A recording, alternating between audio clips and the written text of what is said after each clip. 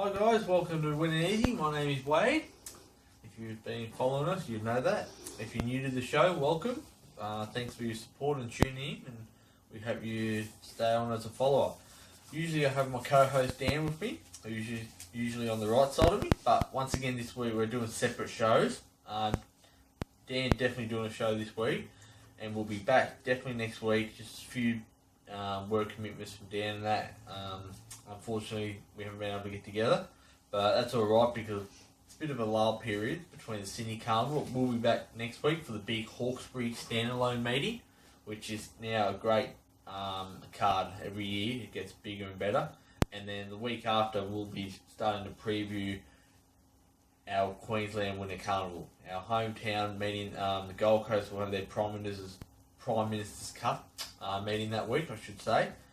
Technically, the carnival's already started last week with Toowoomba Cup and Wheatwood Day, which was a great day, but it really heats up from Prime Minister's Cup Day onwards. So we'll be really pumped for our Winter Carnival up here. We're going to be doing a lot of promoting, and hopefully we're going to make the show even bigger during those 6 to 8 weeks while our Winter Carnival's going. So we'll be back next week for sure. This week's meeting will be previewing, both of us will be previewing Adelaide's. It's probably the best card on the day, and Adelaide's sort of in their carnival period at the moment. They've got the Goodwood Handicap coming up, the Schweppes Oaks and the South Australian Derby all come up the next few weeks. So I thought we'd give Adelaide a bit of attention this week. It's a good card, and Adelaide seems to not get the coverage they used to, and it's a shame. The way I think Sky have sort of shown them a bit. Let's give Adelaide the coverage and do the best, and hopefully once again find plenty of winners. Just a quick review of last week. Let's talk about the two Group 1s. We had Prize Icon winning the Champagne Stakes, giving James Cummins his first Group 1 as an individual trainer. Obviously, he trained one with Hello Crown with his late great-grandfather Bart, but this was his first one in his own right, and really good horse and deserved that win, and was too good. And well done to James there and the Guru connections. And in the all-age stakes, English just proved that what a great filly she is.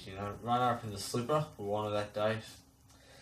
And come back as a 3-off filly, and her first up win was amazing. Her run in the TJ Smith was amazing behind Chautauqua, and she came out and won last week in the all-age from a great ride. Some very disappointing rides in the race. It was always going to be a battle of tactics on paper, and Sam Clipperton just got it right, and that got the difference on the day. Our selection, Blackheart Bart, ran second. 2 more strides, he wins. I've got no doubt he should have won. He got held up, for about 50 metres with nowhere to go. I was absolutely jogging. He's not that type of horse to sit sprint. He had to keep his momentum up. 2 more strides, he's in front past the post, as everyone can see him. I've got no doubt he should have won, and very frustrating there, but just a bit of victim of circumstance. I don't really blame Karen McEvoy there. It's just the way the race unfolded. Someone else racing sometimes. So well done English though, and kept Gay's record to win Group 1 at the Sydney Carnival, I think, for 17 years in a row now, which is a great achievement. So well done Gay. It has been a bit of a quiet autumn for her. And English will go on to Brisbane. For the Dooming 10,000 Stradbroke campaigns. The Stradbroke's looking like it's going to be a sensational race this year, back at Eagle Farm, which we cannot wait for that to happen, because it's only, we said Oaks Day will be the first Eagle Farm meeting, and seen a lot of the work this week on the news and stuff. It's going to be sensational once it's back up and running. And then she was even talking about English for Cox Plate campaign in the spring, so the way her turn of foot is, you wouldn't think she'd get 2,000 metres, but knowing Gay, you never rule anything out. Talking about the sprinters, our 2 best, Buffer and Chautauqua, they're both in Hong Kong. Both are settling well, and that race next week, the Champions Sprint, that's going to be a sensational race. Let's hope the Aussies can get a Cornella, but it's not going to be a pushover race for sure. Both are settling really well, apparently, and are thriving, so that is all systems go then for us, because I think they're the 2 to beat though, especially Chautauqua. But Buffer, he's just a war horse, and he never ever runs a bad race, so he'll give some cheek up on the speed, and then you're going to have the Mighty Grey flashing home down the outside. Tommy Berry has been booked to ride Chautauqua. Obviously him and Dwayne Dunn share the riding, but I think it was always going to be Tommy that took the ride in Hong Kong. So can't wait for that race next Sunday. Like I said at the start, our winter carnivals, pretty much has started, but it's going to be heating up in about 2 weeks' time. And Dan and I really want to focus on our winter carnival, give it all the publicity and get plenty of winners. Try and attend a few race days throughout the carnival as well. And if you can get a chance to get up here and win a carnival, get up here and have a look. Just get to the New Eagle Farm, and if you want to meet us, for sure, don't be frightened to say hello. Going back to last week, my best bet, Music Matinee, got the money, so that's 2 weeks in a row. Our best bet has saluted, Lucia Valentina, the week before. Music Matinee got to 580 last week, 550 I think it started. It was 420 when we done the preview, so it drifted. And in the mountain yard, looking at it, it's probably only 80% fit, so I can understand why they drifted out a bit. And like we said, we did think it would be heading towards the Stradbroke and be a big chance, and that's the intention. John Baker said so. Just a great horse, you know. It's got a great will to win. It's fighting. Won by the barest of margins. I had a few anxious moments waiting for that result to go up, but he did, and really happy. So best bet won. Apart from that, and I said a few other place getters, it wasn't our best day. It was a tough day in overall, but we're really confident Music Matinee. And your best bet, you can I'll load up and hope it gets me in front if we're not having a great other day. So I said if Blackheart Bart won, that would have been a big result. But our best bet won again, so that's all that matters. So it's trying to get 3 in a row this week. Pressure's on. So we'll start with race 1 in Adelaide, and it's a small field. We already have an early scratching of Golden Mane, who was going to be my tip. Tricky race. These 2,000 metre races, 5 field, battle tactics. I'm going on the outsider here. How many times you see the rank outsider winning a small field? And it's number 6, Stimulate. He's $14 at the moment. And this horse last prep was in a purple patch of form. He's a good horse, and I just think that he can knock him off here. I just think that it's not a great race, and I don't want to be taking $1.70 for Kalani Kid from Darren Weir stable, who's definitely in great form, but I don't want to be taking odds about it. So I just thought I'd get a bit of value, Stimulator, which we like to do here on Winning Easy.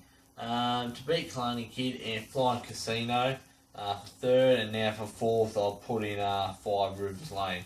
But I'll just go Stimulator for a bit of odds, just kick off the day. Race 2, we have, it's the 2-year-olds, and the 2-year-olds Colton Geldings. Few trial good here. There's 3 having their first start here, and I'm actually going to take a punt on one here in his first start. It's number 3, Flames of Life. A combo of Clarkin and Carr, who obviously won the Blue Diamond Miracles of Life. So by not a single down as well. So there's a lot of similarities there. Let's hope it can run half as fast. But I just like it. It had 3 trials, so I'd say it's going to be primed for this.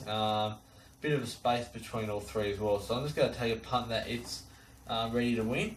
To be the other 3 first starters, Hard Promise and Captain Duffy from the Philip Stokes stable. And then I'm glad to put number 1 in Blue Tycoon from David Hayes stable, who's a short cross sale at the moment. Probably because on his debut run it got beat 3 lengths from Samara Dancer, who came to Melbourne and franked that form. So if it's improved from the break, it'll be hard to beat. But I'm just going for a bit of sort of what I would call feel for the race, and looking at the trials, I just think number 3, Flame of Life, is the way to go there. It'll take a risk for the first starter. But race 3, when you start betting with a bit more confidence, because so the first 2 races, the tricky races, and they're all hard races on the day. Let's not get that think it's easy, but the open racing I think is good value for the rest of the day. And for race 3, we start with number 3 again. So we're locking number 3 early on the day, and we're going number 3, Gitello. Around the $13 mark. I just, on paper, you look at his last 3 runs, it might look a little bit disappointing, but I think it's been his stronger races. And with Michael Dion, the young Kiwi apprentice who's really made a name for himself in Melbourne, and if I just bring up his form, ran last start at Moonee Valley, only got beat 2.5 lengths. Before that, it raced Sandown and Moonee Valley. I just think it's a massive drop in grade to Adelaide, and I just reckon that it's well weighted in compared to this race, what it has been running in. And I just think at $13 it's worth an each way bet. To beat numbers 2, 11 and 1, and I think 2 here and now, around the $4 mark first, that'll be very hard to beat. It's definitely the danger. And then number 11 down the bottom, War Thunder, very consistent horse. And number 1 at the top there, Silent Whisper for 4th. So I like number 3, Gitello, to win the third. Race 4 is the race for the benchmark 80, fillies and mares, 1200 metres. Tough race. I'm end up going with number 7, Tycoon Queen. Now, this mare hit a bit of form early this campaign and put a few together. And then she ran a 6th, 2nd, and then 9th last start, but she only got beat to another length. I'm tipping that she can get back in the winner's circle with a 2 kilo allowance for Caitlin Jones, who gets on really well with this mare. I just think that she's in good reign of form, and I think that she can just hold it and go close to winning again. So 7 to beat